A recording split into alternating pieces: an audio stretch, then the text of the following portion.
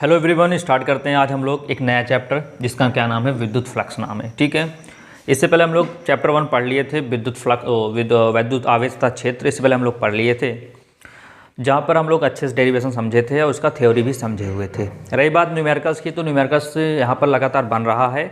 हमारे चैनल के प्लेलिस्ट में जाकर आप वहाँ से उस न्यूमेरिकल्स को देख सकते हैं। ठीक है, तो यहाँ से हम लोग शुरू करते हैं। विद्युत फ्लक्स होता क्या है, इलेक्ट्रिक फ्लक्स को हम लोग बोलते हैं। तो ये टॉपिक कहने मतलब बहुत ही ज़्यादा इंपॉर्टेंट है। आपकी इकाई 1 का ही ये भी टॉपिक है, जिसको हम लोग चैप्टर का नाम इसमें दे दिया गया है, यानी चैप्टर 2 होता ये है। इसको हम लोग अच्छे समझते हैं। बिल्कुल वीडियो को कहीं पर भी स्किप मत करिएगा, लगातार कॉपी मिलने का साथ बैठिएगा। जो कुछ बताया जाएगा आप उसको अच्छे से नोटिस करते चलिएगा। चलिए स्टार्ट किया जाता है। यहाँ पर कुछ परिभाषाएँ लिखी गई हैं, यहाँ से लेकर यहाँ तक। एक परिभाषा ये है, एक परिभाषाएँ ये हैं। तो इन परिभाषाओं पर आपको अभी बिल्कुल भी गौर नहीं देना है। जो कुछ यहाँ पर बताया जाएगा उसके अकॉर्डिंग आपको ये परिभाषा यहाँ पर समझा दी जाएगी, जिससे आपको बिल्कुल रटने वाला कहीं पर भी कोई काम ना करना पड़े। होता ये है कि जैसे मेरे पास ये कोई पृष्ठ है, ठीक है। इसको पृष्ठ को हम लोग सतह भी बोल सकते हैं, ठीक है ना। एक फिलहाल नोट्स है, ये क्या है, ये हमारी नोट्स है, आप लोग समझ सकते हो क्या कापी है, लेकिन इसको हम लोग पृष्ठ का नाम दे देते हैं, पृष्ठ या सतह। अब इस सतह से कितनी विद्युत क्षेत्राएँ गुजरेंगी, कितनी विद्युत क्षेत्र रेखाएँ पास होंगी। अब जाहिर सी बात है, अगर ये पृष्ठ है तो इससे क्या पास होगा, विद्युत क्षेत्र रेखाएँ। तो विद्युत क्षेत्र रेखाएँ कितनी पास होंगी, उस विद्युत क्षेत्र रेखाओं की संख्या को ही दिखाने के लिए, व्यक्त करने के लिए कि कितनी इस पृष्ठ से कितनी विद्युत क्षेत्र रेखाएँ गुजर सकती हैं, यानी कितना विद्युत क्षेत्र बन सकता है, उसके लिए एक राशि का निर्माण किया गया, एक राशि को प्रतिपादित किया गया, जिसका नाम क्या है, विद्युत फ्लक्स है। जिसका नाम क्या है, विद्युत फ्लक्स है। बात समझ में आया। जैसे अगर हमको इस किनारे से यहाँ से लेकर यहाँ तक की दूरी को नापना है, यहाँ से लेकर यहाँ तक की दूरी को नापना है, तो दूरी को नापने के लिए एक राशि का निर्माण किया गया, जिसको बोलते हैं लंबाई। क्या बोलते हैं, लंबाई बोलते हैं। क्या यहाँ तक बात समझ में आई। ऐसे ही किसी भी पृष्ठ, किसी भी सतह, कोई भी पृष्ठ हो, कैसी भी सतह हो, उस सतह से कितना विद्युत क्षेत्र रेखाएँ गुजरेंगी, यानी उससे पास होंगी, उन संख्या को दिखाने के लिए, दर्शाने के लिए, व्यक्त करने के लिए जिस राशि का निर्माण किया गया उसे बोलते हैं क्या है, विद्युत फ्लक्स बोलते हैं। ठीक है, बात समझ में आया। अब देखिए यहाँ पर इसको हम अच्छे से समझते हैं। ठीक, यहाँ पर है क्या, ये जो सतह है, ये आपका ये जो कॉपी है, एक प्रकार की सतह माने, देख रहे हो ना ये। अब इसको ऐसा समझते हैं, इसको ऐसे रखते हैं, इसको ऐसे रखते हैं। तो अगर ऐसे रखेंगे तो बोर्ड पर कैसा बनेगा डायग्राम, कुछ ऐसा बनेगा, कुछ ऐसा बनेगा। यहाँ पर करते हैं, ये ऐसा बनेगा। ठीक, ये हो गया। और ये क्या है हमारा, ये विद्युत क्षेत्र है। ठीक है, ये बात समझ में आ रहा है। ये क्या है, अपना विद्युत क्षेत्र है। अब ये हो गया पृष्ठ। ऐसा पृष्ठ नहीं है, ऐसा नहीं रखा गया है पृष्ठ को। आप इसको 3D में देख सकते हो। ठीक है, अब यहाँ तो दिखाना संभव है नहीं कि बोर्ड को दिखाऊं, लेकिन आप इसको देख सकते हो। ये जो आपका ये जो तीन निशान दिख रहा है, ये क्या है, ई है। क्या ई, इसको बोलते हैं क्या, विद्युत क्षेत्र बोलते हैं, विद्युत क्षेत्र है ये। ठीक, और ये क्या है, ये हमारा पृष्ठ है। क्या है, ये हमारा पृष्ठ है। बात समझ में आया, जिसको हम लोग सतह भी बोलते हैं। अब इस विद्युत क्षेत्र के क्या रखा है, ऐसे लंबवत रखा है, कुछ ऐसा रखा गया है। अब यही हो गया पृष्ठ। अब इस पृष्ठ से जितनी भी विद्युत क्षेत्र रेखाएं गुजर रही हैं, इन रेखाओं को दर्शाने के लिए, व्यक्त करने के लिए जिस राशि का निर्माण किया गया उसे क्या बोलते हैं, विद्युत फ्लक्स बोलते हैं। इसको बोलते हैं इलेक्ट्रिक फ्लक्स बोलते हैं। ठीक है, विद्युत फ्लक्स। बात समझ में आया। वही चीज़ यहाँ पर लिखा गया है, किसी विद्युत क्षेत्र में स्थित किसी पृष्ठ से गुजरने वाली विद्युत बल रेखा की संख्या, क्या लिखा है, विद्युत बल रेखाओं की संख्या को उस पृष्ठ से बद्ध विद्युत फ्लक्स कहते हैं। बात समझ में आ गया।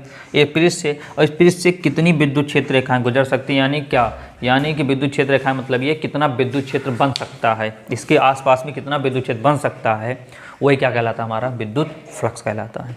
यहाँ तक बात आपको समझ में आई होगी। अब आगे देखते हैं हम लोग। अब अगर आपसे कोई पूछता है कि आप विद्युत फ्लक्स क्या होता है बता सकते हो, बिल्कुल बता लोगे। क्या, देखो मेरी बातों को अच्छे सुनिए, ठीक है। आप क्या बताओगे कि विद्युत क्षेत्र में स्थित, ये क्या हो गया, ये जो तीर तीर दिख रहा है ये क्या है, विद्युत क्षेत्र है। इस विद्युत क्षेत्र में स्थित किसी सतह या किसी पृष्ठ से गुजरने वाली क्या, विद्युत बल रेखाओं की संख्या को ही क्या बोलते हैं, विद्युत फ्लक्स कहते हैं। क्या बात समझ में आ गया। अब बात समझो, ये जो दूसरा वाला लिखा गया है इसको अभी आप फोकस नहीं करना बिल्कुल, ठीक है। चले, अब यहाँ पर एक छोटा सा सूत्र होता है, विद्युत फ्लक्स का एक छोटा सा सूत्र होता है। क्या, मैं लिख देना चाहता हूँ, फाई बराबर ई एस कॉस थीटा। क्या होता है, फाई बराबर ई एस कॉस थीटा, जहाँ ई क्या होता है, ई होता है वैद्युत क्षेत्र, ई क्या होता है, वैद्युत क्षेत्र, एस क्या होता है, क्षेत्रफल सदिश, एस क्या होता है, क्षेत्रफल सदिश होता है, और थीटा क्या होता है, ई और एस के मध्य कोण होता है, ई और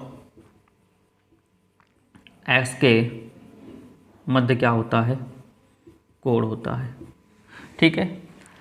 क्या होता है, फाई बराबर ई एस कॉस थीटा, ये होता है एक वैद्युत फ्लक्स का छोटा सा रिलेशन होता है, छोटा सा संबंध होता है। अच्छा, यहाँ तक बात समझ में आ गई। अब आखिरकार इसका यूज कैसे करोगे, क्या करो क्या नहीं, आओ हम लोग स्टेप बाय स्टेप समझते हैं।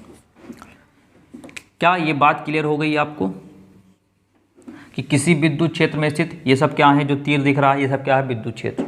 ऐसे विद्युत क्षेत्र था, उसमें हमने क्या ला के रख दिया, एक सतह, अभी एक लंबवत सतह ला के रख दिया, तो लिखा किसी पृष्ठ से गुजरने वाली, और पृष्ठ हम कैसा मान लिए हैं, लंबवत मान लिए, ऐसा ला के रख दिए हैं, ठीक है। उससे गुजरने वाली जितनी भी बल रेखाएं होंगी, ये सब क्या है, सब बल रेखाएं। विद्युत क्षेत्र को डिनोट किससे करते हैं, वैद्युत क्षेत्र रेखाओं के द्वारा। जितनी वैद्युत क्षेत्र रेखाएं गुजरेंगी उसे क्या बोलेंगे, उस पृष्ठ से बद्ध विद्युत फ्लक्स कहेंगे। बात समझ में आया।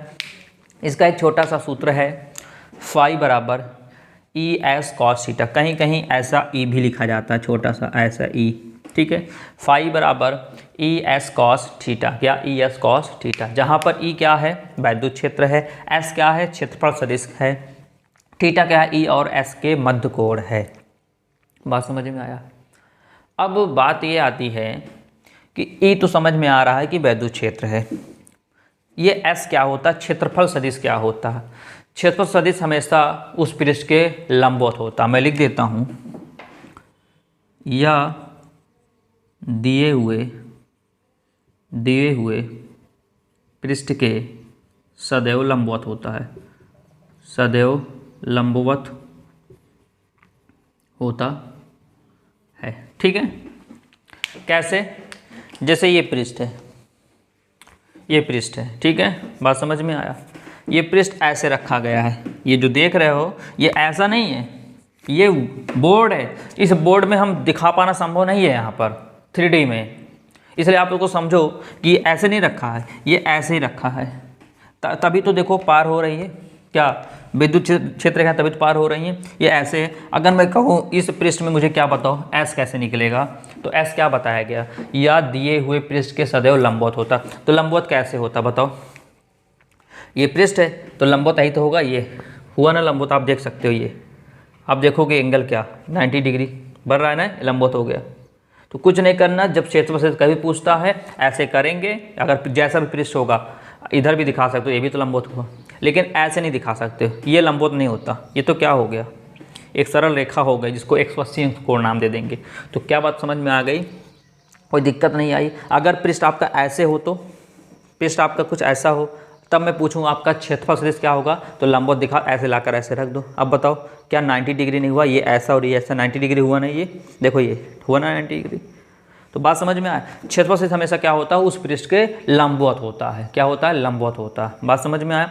अगर यही थोड़ा मैं ऐसे तिरछा कर दूं, एक ऐसा था, अब मैं ऐसे हल्का कर दूं, अब क्या होगा इसका क्षेत्रफल सदिश, ये ऐसे होगा, ये कैसा होगा, कुछ ऐसा होगा।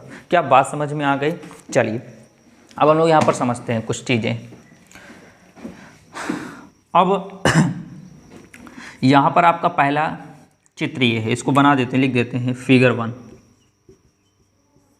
क्या था, ये जो आपका पृष्ठ था ये कैसा था, लंबवत रखा गया था, किसके, वैद्युत क्षेत्र से।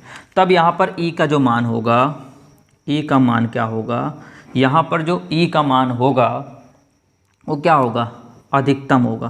क्या होगा, अधिकतम होगा।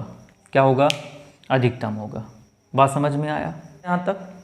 अब बात आती है सर E का मान अधिकतम कैसे होगा, यानी इस पहले फिगर में E का मान अधिकतम कैसे होगा। अब देखो भैया ध्यान समझो मेरी बातों का अच्छे से।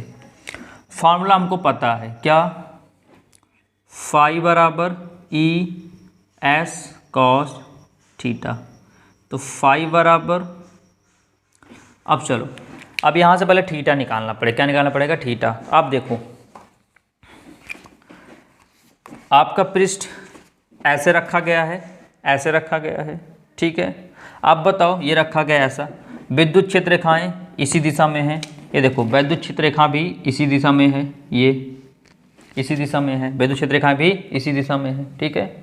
और यहाँ पर एस क्या है, एस कैसे निकालोगे, क्षेत्रफल सदिश, तो एस कैसे निकालेंगे, एस ऐसे निकालेंगे, तो एस भी क्या हो जाएगा, उसी दिशा में एस भी हो जाएगा। क्या हो जाएगा, उसी दिशा में एस भी हो जाएगा। बात समझे, कुछ बात समझ में आया। फिर से ये पृष्ठ ये ऐसे रखा गया है, इससे क्या हो रही है, इससे क्या हो रहा है, विद्युत क्षेत्र रेखाएं गुजर रही हैं। तो विद्युत क्षेत्र की दिशा भी क्या है, इस तरफ है। अगर मैं वो एस निकालो तो एस भी तो इसी तरफ निकलेगा, क्योंकि आपको बताया क्या गया, या दिए हुए पृष्ठ के सदैव लंबवत होता। लंबवत तो ऐसे होता नहीं है, कहाँ 90 12 नहीं बन रहा, लंबवत ये हुआ लंबवत। अब बताओ इस पृष्ठ लंबवत, यही तो, यानी एस भी क्या होगा, उसी दिशा में होगा। जब एस या एस और क्या ई, जब एस और, इसको मिटा देते हैं, जब एस और ई दोनों एक ही दिशा में होते हैं तब उस केस में थीटा का मान क्या लोगे, हमेशा 0 लोगे। क्या लोगे, हमेशा 0। बात समझ में आया। जब पृष्ठ ये जो दिया गया है, इसका जो वैद्युत क्षेत्र इस एक ही दिशा में हो और क्या हो, और इसका क्षेत्रफल सदिश भी एक ही दिशा में हो, तो थीटा क्या लोगे, 0। तो रख दो थीटा 0। तो ई एस कॉस थीटा 0 रखो, तो फाई बराबर ई एस कॉस 0 मान होता है 1, कुछ लिखेंगे नहीं। तो आप देखो क्या फाई का मान कहीं पर 0 प्राप्त नहीं प्राप्त, फाई मान क्या प्राप्त हुआ, ई एस प्राप्त हुआ। इसका मतलब ये हुआ यहाँ पर जो फाई का मान होगा क्या प्राप्त होगा, मैक्सिमम। क्या प्राप्त होगा, मैक्सिमम, यानी क्या, अधिकतम प्राप्त होगा।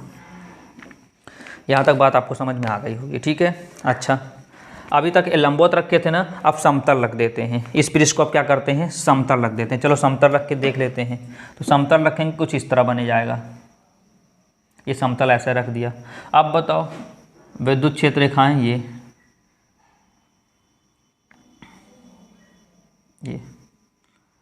ठीक है, बात समझ में आया। अब बताओ विद्युत क्षेत्र की दिशा क्या है, ये है। इस समतल में S का मान निकालो, ये ऐसे लाकर रखोगे। तब बताओ विद्युत क्षेत्र रेखा ऐसा है, यानी E ऐसा है और S ऐसा है। अब बताओ हुआ ना, तो थीटा इक्वल कितना हो जाएगा यहाँ पर 90। कितना रख देंगे, 90 रख देंगे। कितना रख देंगे, 90। क्या बात समझ में आया। अभी तक पृष्ठ ऐसा था तो विद्युत क्षेत्र रेखा ऐसे गुजरती थी। अब पृष्ठ को समतल कर दिया गया है तो विद्युत क्षेत्र रेखा ये है, ये ऐसे है, ठीक है। और क्षेत्रफल सदिश कैसा है, ऐसा है। अब बताओ ये हुआ ना 90, देखो ये हुआ ना 90, तो थीटा कितना 90 रख दो। अब यहाँ से निकालो, देखें फाई का मान कितना प्राप्त होता है। तो फाई बराबर ई एस कॉस थीटा, तो फाई बराबर ई एस कॉस 90, तो फाई बराबर कितना हो जाएगा, फाई बराबर आ जाएगा कॉस 90 मतलब होता है 0, और पूरी वैल्यू कितना आ जाएगी 0। तो यहाँ पर जो फाई का मान निकलेगा वो क्या निकलेगा, फाई का मान कितने लगेगा, न्यूनतम। क्या निकलेगा, न्यूनतम, यानी क्या, मिनिमम। क्या निकलेगा, मिनिमम निकलेगा। बात समझ में आया। चलो तीसरा केस क्या है कि अभी तक ऐसे रखा था, अब इसको किसको क्या करते हैं, ऐसा रखा था ना, इसको कुछ ऐसा तिरछा कर देते हैं। तिरछा करने का मतलब ये है कुछ ऐसा, ये अब इससे विद्युत क्षेत्र रेखाएं क्या होंगी, ये गुजरेंगी, ये, ठीक है। अब बताओ विद्युत क्षेत्र ये हो गया, एस कैसे होगा, एस, आप देखो ध्यान से, ये ऐसे रखा गया है तो एस इसका ऐसे होगा ना, ये तो एस निकलेगा, तो यहाँ पर एस कुछ ऐसे निकल जाएगा, यहाँ पर, यहाँ क्या बनाएगा, थीटा बनाएगा। तो निकाल लेते हैं, फाई बराबर ई एस कॉस थीटा, ये निकला। अब यहाँ सोच रहे होगे कि थीटा क्या रखे, थीटा कुछ नहीं रखेगा, जितना एंगल आपके न्यूमेरिकल क्वेश्चन में दिया जाएगा वही एंगल उठा के रख देंगे, क्योंकि यहाँ पर क्या है, जिस एंगल पर झुकाव कोण बात करेगा वहाँ आपको पता होगा। यहाँ तो पता है 0 है, क्योंकि दोनों एक ही दिशा में 0 रखा है। यहाँ पर क्या है 90, क्योंकि लंबा 90 हो गया, लेकिन वहाँ पर कुछ नहीं पता, केवल ऐसे रखा, इससे जो झुकाव कोण बनेगा वही ठीक, मान लो थीटा यहाँ 30 बना, 45 बना, 60 बना, उठा के यहाँ पर रख देंगे, हमारा आंसर आ जाएगा। अब फिर से एक बार रिपीट करता हूँ बातों को, उसके बाद हम लोग इसका प्रैक्टिकल करते हैं, इसको एक्सपेरिमेंट करते हैं, ठीक है। क्या बताया गया समझो अच्छे से, बिल्कुल घबराओ नहीं कि नहीं समझ में आएगा, एक एक पॉइंट समझ में आएगा, बिल्कुल दावे के साथ कहते हैं, ठीक है। क्या बताया गया, विद्युत फ्लक्स क्या होता है कि किसी भी विद्युत क्षेत्र में स्थित किसी भी सतह से कितना विद्युत क्षेत्र रेखाएं गुजर रही हैं, कितने विद्युत क्षेत्र रेखाएं गुजर रही हैं, उन्हें क्या बोलते हैं, यानी उन्हीं की संख्या को क्या बोलते हैं हम लोग, विद्युत फ्लक्स कहते हैं। यहाँ तक बात क्लियर हो गई होगी, ठीक। वही लिखा गया है क्या, किसी विद्युत क्षेत्र में स्थित किसी पृष्ठ से गुजरने वाली विद्युत बल रेखाओं की संख्या को उस पृष्ठ से बद्ध विद्युत फ्लक्स कहते हैं। बात समझ में आया। अब यहाँ पर हुआ क्या, इसका एक छोटा फार्मूला होता है, फाई बराबर ई एस कॉस थीटा। यहाँ पर ई क्या है, विद्युत क्षेत्र है, एस क्या है, क्षेत्रफल सदिश है। और क्षेत्रफल सदिश क्या होता है, जैसे मान लो ये मेरा हथेली देख रहे हो ना, ये समतल है। अगर मैं पूछूं एस कैसे निकालोगे, तो ये लाकर ऐसे रख दोगे, ये। अब बताओ ये मेरा हाथ क्या हो गया, सरल रेखा, ये ऐसे हो गया, 90 अंश हुआ ना, यहाँ पर ये वाला हाल हो गया। मान लो मेरा हाथ ये ऐसे रख दूँ, ऐसे लंबवत रख दूँ, किसके लंबवत रख दूँ, विद्युत क्षेत्र के। अब बताओ एस कैसे निकाला जाएगा, एस क्या होता है, क्षेत्रफल से हमेशा लंबवत होता है। ये देखो ऐसे ला कर रख दो, हुआ ना लंबवत, देखो ऐसे कर दोगे, हुआ ना लंब, देखो ये हो गया ना लंब पूरा। चलो यहाँ देखो, हाथ को मैं ऐसे रख देता हूँ, ऐसे रख दूंगा। अब बताओ क्षेत्रफल से क्या होगा, आपको बताया गया हमेशा इसके लंबवत हो गए, ऐसे इस पृष्ठ पर ऐसे ला के रख दोगे, बस। बात समझ में आया। अच्छा, अब यहाँ क्या बताया गया, यदि क्या बताया गया है, यदि जो पृष्ठ है वो विद्युत क्षेत्र के क्या हो, लंबवत होगा, तो इस केस में थीटा क्या होगा, 0। यानी अगर ई का भी उसी दिशा में है मान और एस का भी उसी दिशा में मान है, तो वहाँ पर थीटा कितना होता है, 0 होता है। अगर वही पृष्ठ कैसा रख दें हम लोग, कैसा रख दें हम लोग, अगर वही पृष्ठ ऐसा ना करके हम लोग ऐसा रख दें, समतल रखते हैं, तो समतल में क्या होता है, थीटा का मान क्या होता है, फाई का मान क्या होता है, 0 होता है। अगर इनको थोड़ा तिरछा रख दें, तो इस केस में थीटा किस पर डिपेंड करता है, जिस एंगल पर झुकाव कोण होगा, यानी जिस झुकाव कोण पर उसको ढाला जाएगा, वो निर्भर करता है किस पर, थीटा के मान पर। बात समझ में आया। और प्रैक्टिकल करते हैं, देखो कैसे जानते हैं कि किसका मान अधिकतम, किसका मान कम, किसका मान ज़्यादा होता है। अब ध्यान समझो। अब देखो ये आपका एक पृष्ठ है, ऐसे रखा गया विद्युत क्षेत्र में, ये सब विद्युत क्षेत्र हैं, ऐसे रखा गया। अब बताओ विद्युत क्षेत्र रेखाएं अगर इससे बल रेखाएं गुजरेंगी तो इससे ये पास होंगी। आप देख सकते हो बहुत सारी विद्युत बल रेखाएं क्या होंगी, इससे टकराएंगी ना बहुत सारी विद्युत बल रेखाएं। तो भाई क्यों, क्योंकि पृष्ठ को कैसे रखा गया है, पृष्ठ को ऐसे रखा गया है। बात समझ में आया ना। जैसे होता नहीं, कभी मूवी में आप लोग देखा होगा कि जिसमें तलवार से लड़ाई होती है या क्या नाम बंदूक लेते हैं, तो क्या होता है ऐसे एक मतलब एक रक्षा बचाने के लिए ऐसा एक प्लेटें होती लोहे की, ऐसे करते हैं, तो जब भी तलवार कोई मारता है इस पर बार बार क्या होता है, वार होता है। देखो पुरानी मूवी में क्या होता है, तलवार लिए रहते हैं, एक हाथ में ऐसा गोल गोल करके एक मतलब बचाव कवच लिए रहते हैं, ऐसे लिए रहते हैं पीछे से ऐसे, और उस पर तलवार मारते जाते हैं। तो ज़ाहिर सी बात यही इसमें भी है कि अगर पृष्ठ को आप लोग ऐसा लंबवत रख रहे हो, ऐसा रख रहे हो, तो इससे अधिक से अधिक क्या होंगी, विद्युत क्षेत्र रेखाएं अधिक से अधिक प्रवेश हो सकेंगी। जब विद्युत क्षेत्र रेखाएं अधिक से अधिक इसमें प्रवेश हो सकेंगी, तो उस केस में हम लोग ये कहते हैं कि जो फाई का मान होता है वो क्या होता है, मैक्सिमम, यानी कि अधिकतम होता है। ठीक है, और यही मैं ऐसे ना करके ऐसे कर दूँ। अब बताओ विद्युत क्षेत्र रेखाएं ऐसे आई, ये गुजरी, ये गुजरी, ये गुजरी, ये गुजर गई, इससे क्या आपको विद्युत क्षेत्र रेखाएं गुजर पाएंगी, नहीं गुजर पाएंगी। क्यों, क्योंकि विद्युत क्षेत्र रेखाएं ऐसे जाती हैं, सीधे ऐसे ऐसे जा रही हैं। अब प्रेस हमने क्या किया, प्रेस भी इस दिशा में कर दिया, तो कहाँ से हो पाएंगे। लेकिन ऐसा सीधा कर देंगे तो क्या होगा, जाहिर सी बात है विद्युत क्षेत्र रेखाएं अधिक से अधिक गुजरेंगी। लेकिन ये तो पहला केस था, यानी क्या पहला फिगर था। दूसरा फिर क्या था कि इसी पृष्ठ को क्या करते हैं, ऐसे समतल कर देते हैं। समतल करने पर क्या होगा, ऐसे विद्युत क्षेत्र रेखाएं अगल बगल से निकल जाएंगी, इससे भीतर होकर नहीं जाएंगे। इसलिए यहाँ पर क्या लिखा गया है कि फाई का मान क्या होगा 0। 0 क्या यानी कि न्यूनतम। न्यूनतम कैसे है मैंने अभी प्रूफ किया। बात समझ में आया?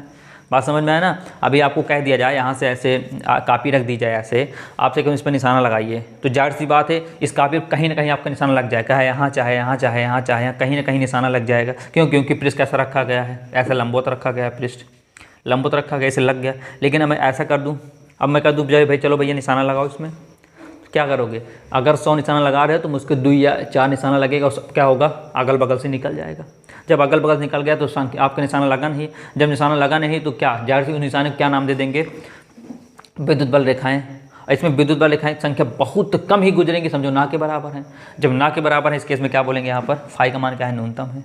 ठीक है, चलो फिर आपसे कहते हैं चलो ठीक है नहीं लगा आप निशाना, कुछ इसको ऐसा तिरछा कर दे, अब लगा लोगे। जाहिर सी बात है अगर अब भी लगाओगे यहाँ पर कहीं ना कहीं 1 आध 2 4 लग जाएगा और फिर क्या होगा, ऐसे और नीचे से निकल जाएगा। तो इस केस में क्या होगा, किस पर डिपेंड करेगा कि इस पृष्ठ को हम कितना मूव कर रहे हैं, कितना इसको क्या कर रहे हैं, इसको कितना रोटेट कर रहे हैं, कितना घुमा रहे हैं। वो घुमाने पर किस पर डिपेंड करेगा, उसके एंगल पर डिपेंड करेगा। तो जो थीटा होगा थीटा का मान यहाँ पर लिख देंगे। क्या यहाँ तक बात समझ में आ गई?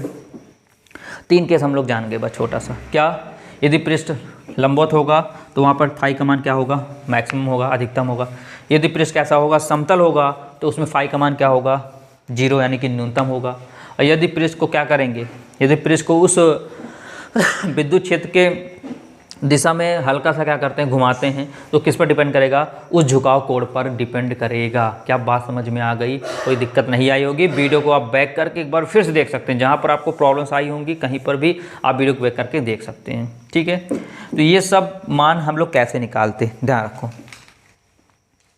ये सब जो मान आपको दिया गया है यहाँ पर, यहाँ पर जो भी मान आपको दिए गए हैं, यहाँ पर E का मान और S का मान, ये सब मान, तो ये सब किसके लिए था, ये सब नियमित सतह के लिए था। किसके लिए था? ये जो फार्मूला लगाएंगे, ये वाला फार्मूला और ये वाला फार्मूला जो है, ये तो है टोटल ये सब फार्मूला, तो ये सब किसके लिए लगाएंगे हम लोग, नियमित सतह के लिए। नियमित सतह,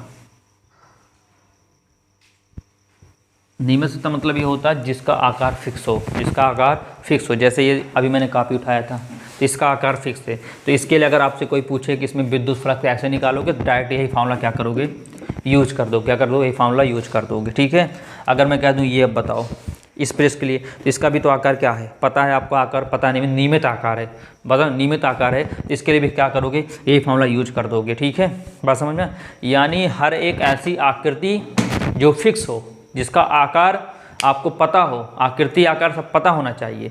तो उस केस में अगर आपको कोई पूछता है कि उसमें विद्युत फ्लक्स मान कैसे निकालोगे, तब सिंपल फार्मूला यही वाला क्या करना, अप्लाई कर देना। लेकिन कभी कभी ऐसा होता है, कोई ऐसा आकार यानी कोई ऐसी वस्तु आपको दिख जाती है जिसका कोई नियमित आकृति होती नहीं, नियमित सतह होती नहीं, टेढ़ी मेढ़ी इधर उधर ऐसी आकृति होती है, उसकी तो कोई नियमित आकृति हुई नहीं, तब उसको हम लोग कैसे करेंगे। बात समझ में आया ना? बात समझ में आया कि कोई कुछ ऐसा आकार आप देख लो, यानी कोई ऐसी सतह देख लो जिसका क्या, जिसका कोई नियमित सतह हो ही ना, कुछ टेढ़ी मेढ़ी इधर उधर करके एक सतह हो। चलो उसको हम लोग देखते हैं क्या होता है। तो इसको एक बार मैं फिर से इसको मिटाने से पहले बता देता हूँ क्या क्या बताया गया अच्छे से। ये बताया गया कि विद्युत फ्लक्स होता क्या है। विद्युत फ्लक्स क्या होता है कि विद्युत क्षेत्र, ठीक है, क्या विद्युत क्षेत्र। ये देखो यहाँ से, ये देखो यहाँ पर ये सब क्या है, एक समान विद्युत क्षेत्र। ये क्या है, विद्युत क्षेत्र। अब क्या किए हमने, इस सतह को लाकर ऐसे रख दिया, ये ऐसे, ठीक है, ला के सतह को हमने क्या किया, अब इसको ऐसे मिटा देते हैं। देखो ऐसे लाकर हमने रख दिया। अब ये सतह से कितने विद्युत क्षेत्र रेखाएं, ये क्षेत्र रेखाएं हैं, विद्युत क्षेत्र रेखाएं हैं, ये कितनी विद्युत क्षेत्र रेखाएं गुजर रही हैं। अब कुछ ना कुछ संख्याएं गुजरेंगी, उन गुजरने वाली संख्या को किसी न किसी रूप में हम लोग क्या करते हैं, डिनोट करते हैं, दर्शाते हैं, व्यक्त करते हैं। तो दर्शाने के लिए जिस राशि का प्रयोग किया गया उसे क्या बोलते हैं, विद्युत फ्लक्स कहते हैं। उसे क्या बोलते हैं, विद्युत फ्लक्स कहते हैं। तो वही लिखा गया है, किसी विद्युत क्षेत्र में स्थित किसी पृष्ठ से गुजरने वाली, किसी विद्युत क्षेत्र में से किसी पृष्ठ, ऐसा नहीं कि यही पृष्ठ है। मैंने अभी आपको क्या कहा, एक होता नियमित सतह, एक होता अनियमित सतह। नियमित सतह के लिए यही फॉर्मूला अप्लाई कर देंगे, छोटा सा आंसर आ जाना है। वही लिखा है किसी विद्युत क्षेत्र में किसी पृष्ठ, देखो एक नाम देखो क्या लिखा, देखो किसी पृष्ठ, कोई पतन फिक्स नहीं है, किसी भी पृष्ठ के लिए जो गुजरने वाली विद्युत बल रेखाओं की संख्या ही होगी वही क्या कहलाती है, विद्युत फ्लक्स कहलाती है। तो यहाँ पर 3 केस देखा, एक ऐसा लंबवत रखे हैं, अच्छा यहाँ पर विद्युत क्षेत्र इस दिशा में है, एस भी क्या है उसी दिशा में, क्यों, क्योंकि जो पृष्ठ आप लिए हो वो पृष्ठ ऐसा रखे हो, लंबवत रखे हो, इस पृष्ठ के एस कैसे निकालोगे, ये एस, तो देखो एस भी तो इसी दिशा में है, बात समझ में आया। यहाँ पर क्या है, ये जो पृष्ठ ऐसे था मैं इसको ऐसे लेटा दिया, यानी क्या समतल कर दिया। अब एस कैसे निकालोगे, ये ऐसे ऐसे आएगा। अब बताओ एस ये हो गया, अब विद्युत क्षेत्र ये हो गया। अब बताओ ये ऐसा और ये ऐसा कितना बन गया, यहाँ पर 90 डिग्री हो गया। तो थीटा कितना ले लिए हो, 90 डिग्री ले लिए हो। अब फॉर्मूला रख दिए ई एस कॉस 90, कॉस 90 मतलब 0, अब पूरा मान कितना आ गया 0। अभी मैंने एक्सपेरिमेंट करके भी दिखाया था कि अगर ऐसे कर दोगे तो जो भी निशाना लगाओगे वो चूक जाएगा, लेकिन ऐसे कर दोगे जो भी निशाना लगाओगे अधिक से अधिक निशाना लगेगा। और वो किस पर डिपेंड करता है कि वो कितने एंगल पर उसको झुकाया गया है। बस समझ में आया, जो चित्र दिया जाएगा, जो थीटा दिया जाएगा, हम मान रख देंगे, हमारा आंसर आ जाएगा। बात समझ में आया, कोई दिक्कत नहीं आई। देखो अच्छा लग रहा हो, समझ में आ रहा होगा तो बिल्कुल, अगर अभी चैनल को सब्सक्राइब नहीं किया होगा चैनल को अब सब्सक्राइब कर लीजिए, ठीक है, और अधिक से इसको शेयर करिए। तो देखिए ये था नियमित सतह के लिए, नियमित वाला फंडा भी समझ में आ गया। जिसके आकार और आकृति फिक्स होती है उसके लिए हम कैसे फाई का मान निकालते हैं, ये डायरेक्ट सूत्र लगा दोगे फाई का मान निकल आएगा, ठीक है, कोई दिक्कत नहीं है।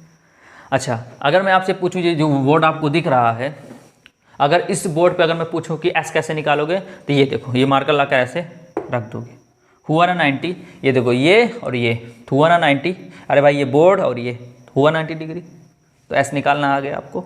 चलो अब बात करते हैं नियमित सतह, तो समझ में आ गया।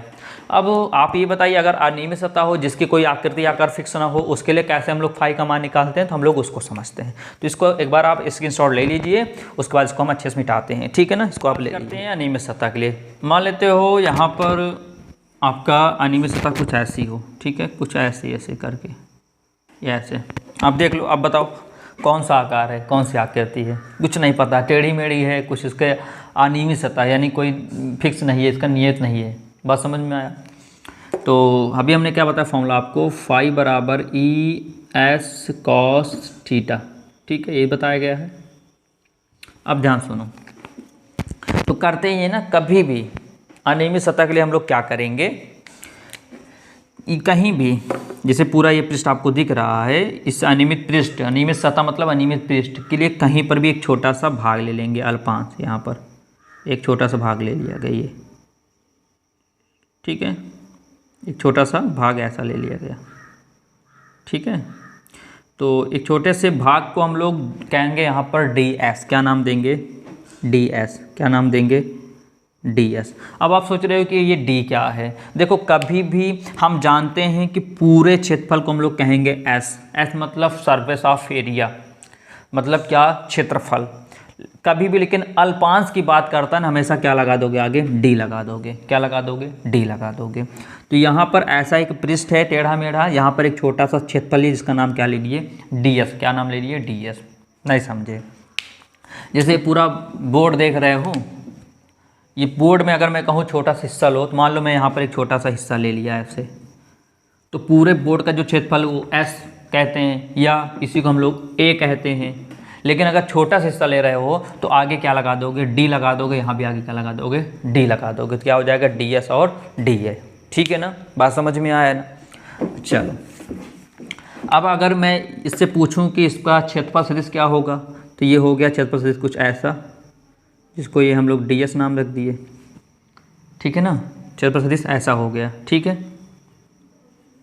जिसका नाम